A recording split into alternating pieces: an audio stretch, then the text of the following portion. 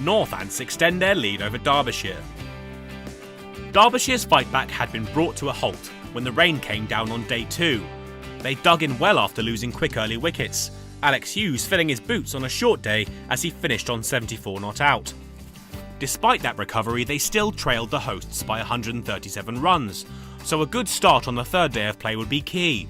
But the resumption wouldn't bring the fortune they were hoping for. 2 wickets in 3 balls would hit the reset button on Derbyshire's innings. Nathan Buck would remove key man Hughes, caught behind for 75, just 1 run added to his overnight total. And then Matt Critchley would depart, bowled by Sanderson for 6. Harvey Hossain and Anuj Dal would stay together long enough to bring up the 150, but they'd go no further, Dal dragging on from a Brett Hutton delivery to go for 8.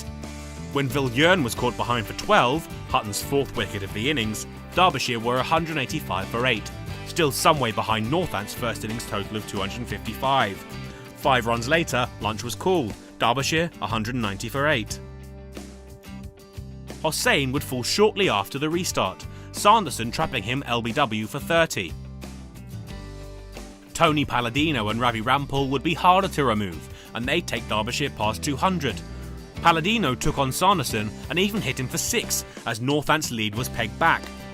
But Brett Hutton would ensure Derbyshire fell short of that target. Palladino caught on the boundary, Hutton with a 5 for.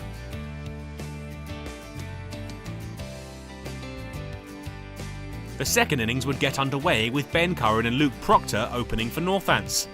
Curran wouldn't be able to follow up his first innings maiden half-century with another meaningful contribution, Ravi Rampal taking an excellent caught and bowl to make early inroads.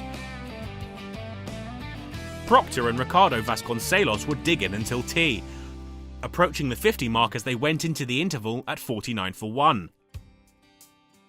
They'd add 30 runs after tea before Proctor would edge one through to Hossain for 21.